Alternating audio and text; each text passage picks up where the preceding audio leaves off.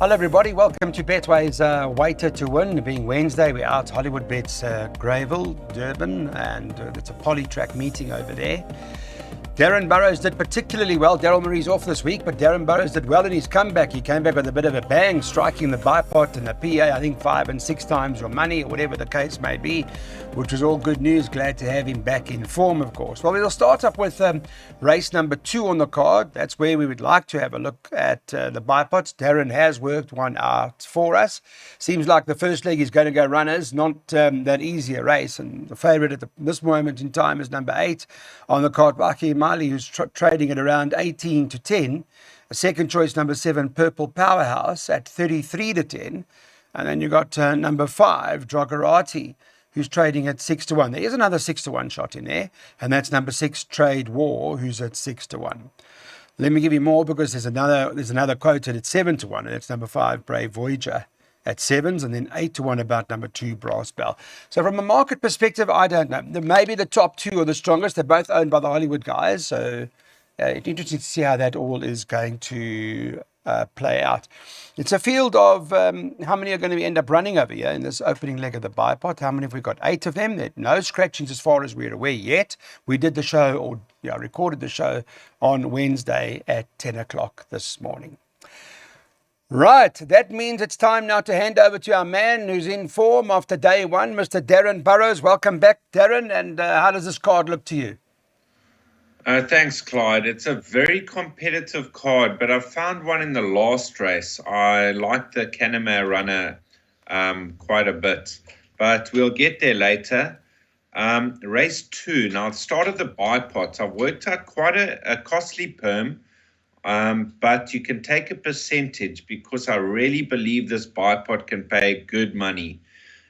Brave Voyager dropping in trip should be right there at the finish.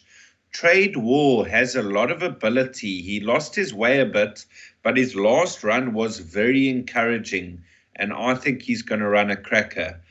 Purple Powerhouse, a 7-year-old, but he's racing off a competitive Mark and Gavin Larena. And then Parker Imali, consistent form, drawn out deep, but he'll be there. So 3, 6, 7, and 8, I thought enough. Okay, covered that. Well, let's put that in writing for you guys. First leg, 3, 6, 7, 8 of the bipot. There it is, a 1440 perm. You can take it whatever percentage you want. But Darren's view is that it's going to pay big money or good money today. So first leg, 3, 6, 7, 8 by 1, 2, 3, 4, 6, 8 by 2, 3, 8 by 1, 2, 3, 6, 8. Bank of the 5 in the second last leg. And the last leg, 1, 3, 6, and 10. Third race on the card, let's get on to it now. It's place accumulator time. It's a handicap at the 65 level, and we'll race them over 1,200 meters on the poly. Scratched in this race is 8. So a small field of just 7 runners. So hopefully you won't have any draw issues or anything like that. Just 7 horses that end up going to the post. Now in this race, number 2, Lazy Guy is the early favourite. Lazy Guy was very unlucky last time. There was an objection lodged, if you remember correctly, against that horse Winter Waves, and there were some opinions, but Craig Zaki on Lazy Guy stays with the ride and is probably the horse to beat for Dougie Campbell. Priced up at 3 to 1 this morning at 10 o'clock. Clinton Binder's there again. He's got the 3 life codes on at 33 to 10 second choice. Then Stewie Ferry's got that horse Hippocrates, number 6, who's the third choice this morning at 33 to 10. And number 4, Captain Who, Louis Goosen. That stable's been in very good form. I mean, they priced up at 4 to 1. Doesn't end there, and I'll tell you because you've also got Activator. Alison Wright, you can't leave her out. You do so at your own peril, trading at around 6, 7 to 1 as Activator. And then it was good to see Garth Fuller come to a bit of form. Number 5, High Velocity's priced up here at around 7, 8 to 1. There is only one other at 33 to 1, number 7. Oh my word, it's Roy. All right, it's a place accumulator. I know yesterday in the first leg you started wide and you trebled up. You felt it was that sort of race. I guess the same applies here, Darren. Definitely. Clyde, I thought this was the trickiest race on the card besides race 5. All these horses have chances. Even oh my word, it's Roy at 33 to 1 as a small say. Let's start with Lazy Guy, the most consistent horse in the race. He's had 20 times he's run in the money from 33 starts. I'm surprised he's still a one-time winner, but he always gets beaten narrowly. Last time out was a cracking effort. That was on the turf. I do believe he's slightly better on the turf track, but he will be competitive on the poly. Life goes on. He's finding his best form again. Captain Who is an interesting runner because he's been campaigning over 1900 a mile, and they've dropped him back to 1200 meters, and he's a course and distance winner. So this could be the sneaker in the pack, Captain Who. Hippocrates also got a chance, and then Activator, recent maiden winner, also got a chance. Okay, well, it appears there are a whole lot of horses. So let's do the place accumulator. 1, 2, 3, 4, 6, 8. Hopefully we'll treble up again here by 2 and 3. Remember yesterday on our perm, I think we got 5 or 6 times our outlay with our PA. Hopefully we can do the same today. Third leg, 1, 2, 3, 6 and 8. By banker 5. By 1, 3 and 10. By 4, 8 and 12, and Darren's already told you about the one in the last that he likes. He's bankering that in the PA banker the 5. That's a 540 Rand per.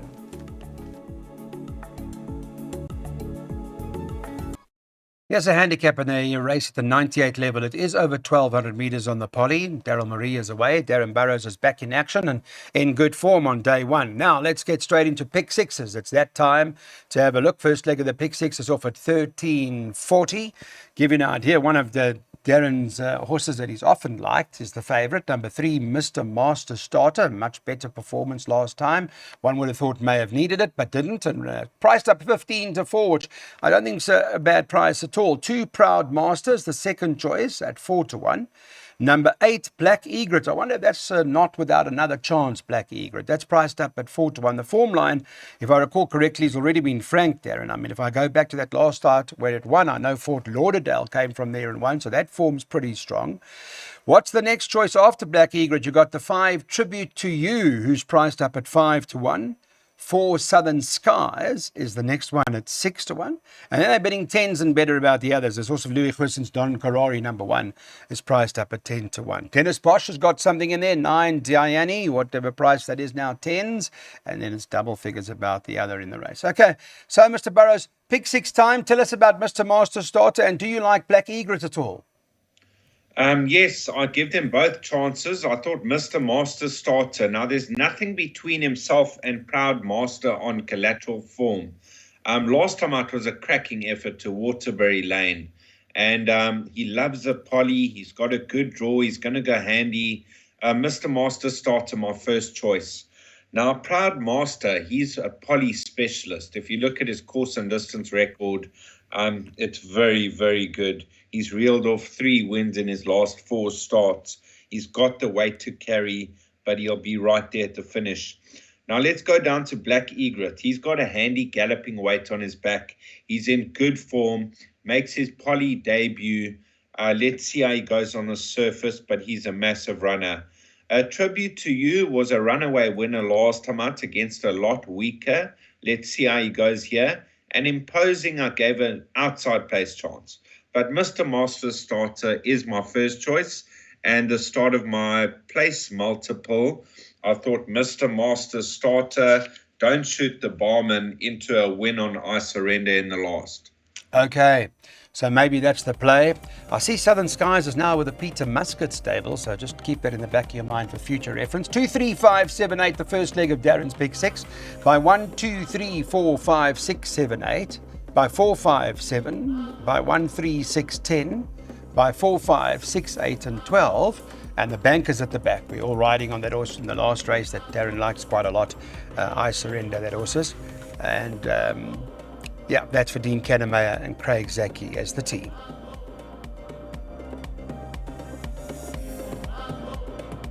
Okay, you're back. Welcome. Nice to have you. Race number 5 on the card is a handicap fillies and mares. It's over 1,000 meters. Note that the 4 is out here.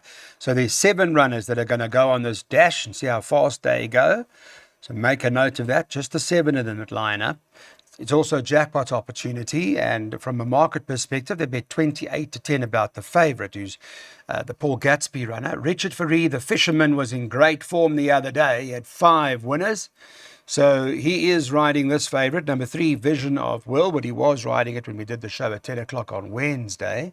Number 1, War Empress, is currently second choice at 33 to 10, joint with number 8, Fashion Mistress, who's priced up at 33 to 10. 9 to 2 about number 2, Hereinafter. Com90 has also had a bit of a run, a couple of horses. There have been 1 or 2 well-supported horses that have landed, so that's priced up at 9 to 2.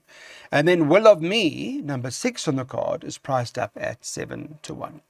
You can get 14 to 1 and better about the others. So just a reminder again that the 4 is not going to be running today. So if you are interested in a jackpot, it runs at 20 past. Please get it on. Darren has obviously worked out the jackpot for us. So let's chat to him about it. Is it another one of those tough races, Darren? Yeah, another tough race, Clyde. 7 runners, all got chances. Now, there's a form line with 5 of these runners that took part against each other last time out. Vision of Will won. Fashion Mistress was a length behind her. You had Willow Me a length and a half behind Vision of Will. You had Hereinafter 2 lengths back, and War Empress 2 lengths back. So 1, 2, 3, 6, and 8. There was 2 lengths separating them at the line. There's a weight reversal, which puts them pretty much right on top of each other. So I really don't know which one's going to come out on top, but those 5 runners are the leading lights. All right, well, that leads us into this jackpot. 1, 2, 3, 4, 5, 6, 7, and 8 in the first leg. So 480 Rand per by 4, 5, and 7, by 1, 3, 6, and 10, by 4, 5, 6, 8, and 12. It's just one of those days, really, where it does appear to be competitive, but money can certainly be made.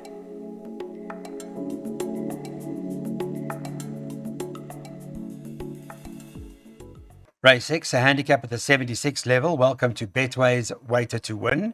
This is over 1,000 metres. Darren was talking about this horse, Don't Shoot the Barman, in his previous race. We'll catch up with him. It's Clinton Binder's runner that Calvin Habib is riding. And the form doesn't appear to be too bad. I'll come to that in a moment. Clinton Binder's also got number 4, Esquivel, yeah, and that, in fact, is favourite. What price is that? That's priced up at 5 to 2. And Don't Shoot the Barman, number 5, is priced up at 28 to 10. The third choice here, 3, Prince Crash, is priced up at 11 to 2. Remember, we're doing this about 10 o'clock this morning. 2, Quest for the Best, is at 8 to 1. And then number 1, One Too Many, is another just worth mentioning, is at 10 to 1. There is one other at 10 to 1, Yogas Govinder's Big Slick, also priced up. And then you can get double figures about the others. Now, yeah, so Clinton Binder got quite a strong hand in the race because he's got Esquivel that Craig Zaki's riding, Don't Shoot the Barman that Calvin Habib's riding. The Don't Shoot the Barman, which I'll talk to Darren about in a moment, that form line behind the Esquivel, and we'll get Darren just to break it down for us and giving us an idea because it was only a half a length separating them last time. From that came Give Me a Rainbow, that also Carl Hewittson's came out and won. Straight from there, Darren. So if you haven't looked at it closely enough, there's only a half a length on their last start. What are the terms today, and do you prefer Don't Shoot the Barman? I do narrowly lean towards Don't Shoot the Barman because he ran very close up behind Esquivel last time out, and there's a 2.5 kilo swing in the weight for under half a length. And Don't Shoot the Barman in his penultimate start was very unlucky not to win. He's consistent, 3 seconds in a row, and I think he can get it right in this company. Now, Esquivel, he's back to best. 2 wins on the trot with the blinkers, 1 on the poly as well. He'll be right there. Big Slick is an interesting runner because he had a bit of a layoff. He returned, went flat out to the front last time out, only got caught the final 50 meters and the drop in trip. So 5, 4, and 7. Okay, that narrows it down for us. You now know the difference in weights and who's got the advantage between Esquivel and Don't Shoot the Barman. It appears that Don't Shoot the Barman does. Well, there's a second jackpot that Darren Burrows is going with. 4, 5, and 7, then 1, 3, 6, and 10, then 4, 5, 6, 8, and 12. And for 60 Rand, we're going to bank the 5 at the back.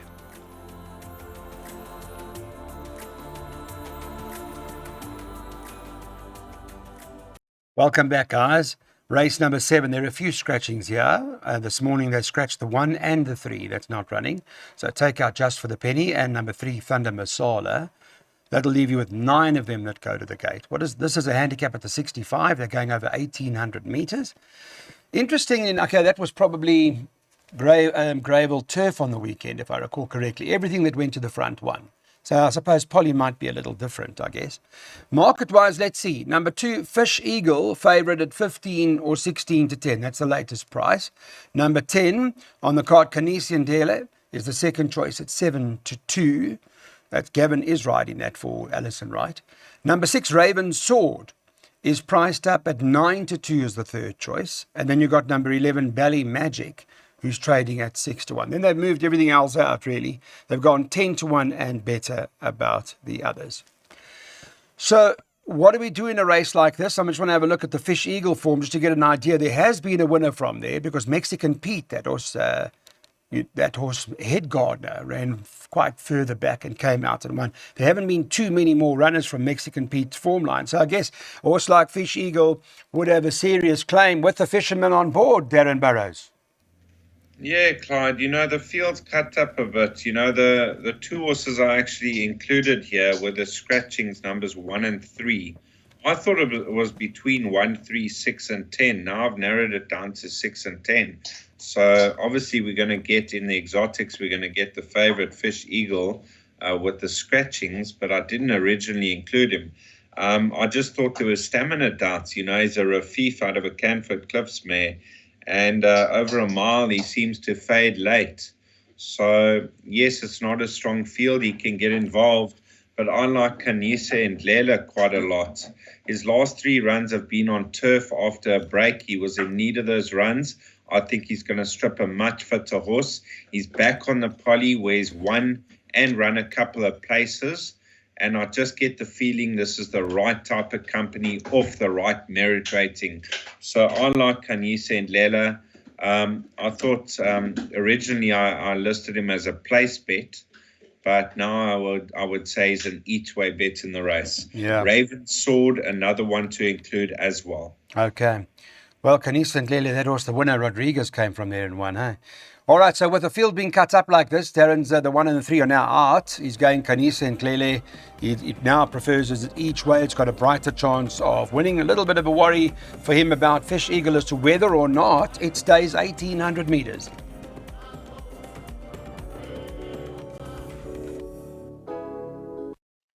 Right, we're with the fillies and mares now, handicap at the 75. We'll race them over 1,400 meters. It's a full field. Well, 12 of them. There are no scratchings or anything that I'm aware of that they haven't reported on.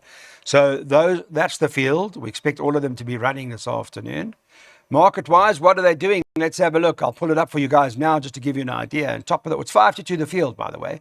And just to have a quick look at it. Sorry, it'll come up in a second. Give me just a moment. Number 12, Hugs and High Fives. Garth Puller, Richard Fareed team up, and they priced up at 28 to 10 favourite. 6-star choice this morning is the second choice at 5 to 1. 11 to 2, number 4, Stingray, the third price. Then there's the 5, Petit Verdot. Who's that? Yeah, 6 to 1 about Petit Verdot. 8, Princess Arlo is priced up at around 7 or 8 to 1 you can get. And then it's about 8 or 10 to 1 and better about the others. All right, so I know, Darren, you've assessed it in your exotics and your all of your jackpots and bipots and PAs and all that sort of stuff. You've already worked it out for us. But for those who may have missed it, what's the final take on the final leg of this jackpot? Clyde, you got to include Hugs and High Fives. Now, if she had a better draw than 12, I would probably have her as my outright selection. But she is drawn out deep, and I'm not sure what the tactics are going to be. If she can overcome the draw, she's a massive runner. You've got Stingray. Now, she was tested over a mile last time out and ran second to Foreshore with the blinkers removed. She now drops to a much more suitable trip of 1,400 meters, and she'll be right there at the finish. Now, the value in the race I found was Princess Arlo. She's a lovely-looking grey filly. She's lovely bred. She's a Vercingetorix out of a Visionaire mare.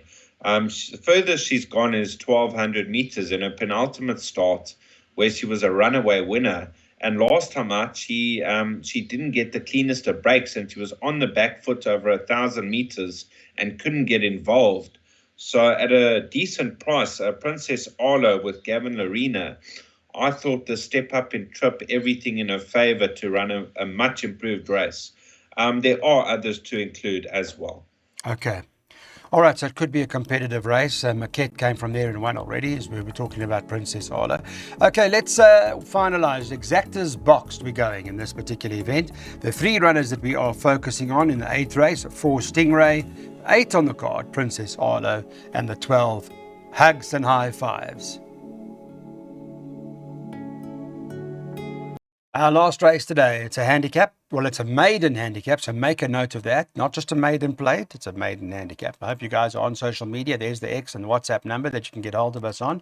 This particular race has run over the mile, and this morning 11 of them lined up, or will be lining up, or should be lining up. No scratchings to report when we did the show. The market shows that the last race favourite, this horse that Darren likes quite a lot, he's been talking about it from this morning really, or the early on race 1, number 5, I Surrender, tops the boards at 5-2. Appears it may end up shortening. I know it's got 61 on the back and it's a handicap and all that sort of stuff. I asked Darren if he thinks the 1600 is all in its favour. That's the big question, going over the distance. 7 Morning Chess is the second choice at 7-2. 8 Josephine's Pride is at 5-1. Number 2 Venerable is priced up at 11-2. Then there are a few others. 10 His Master's Voice, give you an idea, 11-2. And 11 Wild Style is trading at around, I think, 14 or 15-1. Much the same for everything else in the race. Okay, so this is your horse. You've been telling us this is the one we should back. You're not concerned with a top weight and you're not concerned about the distance, obviously, Darren. Not really, Clyde, because if you look at the weights, there's 5 runners with a chance and they're all carrying in the region of 60 to 63 kilos. So that alone, I have to lean towards the improver in the race. Now, I Surrender debuted over 1,200 meters. It was a below par performance. 1,400 in his next start. He was beaten 8 lengths by Mexican Pete. And last time out, that was an impressive run for me. He moved up strongly. He just took over the lead and he was run over by the even money shot King Pelez. He was trading at, I think, 40-1. And King Pelez was an even money shot, and they matched each other all the way to the line. So there's been one runner from that race, Heroic Power, who came out to run a good 4th the other day, which was encouraging for that form line. And I just get the feeling with that, come on, look, the mile being by Mamba in Seattle, they stay all day. Really, I thought 5-2 was great value. Excellent. That's well explained. Thank you for that. Number 5, I Surrender. And Darren's quite right. They backed King Pelez off the boards that day. They also won. They backed that was Benny in the area also. Those were the 2 horses punted. And I Surrender sort of ran cold. But now's the one to beat in the last race on the day.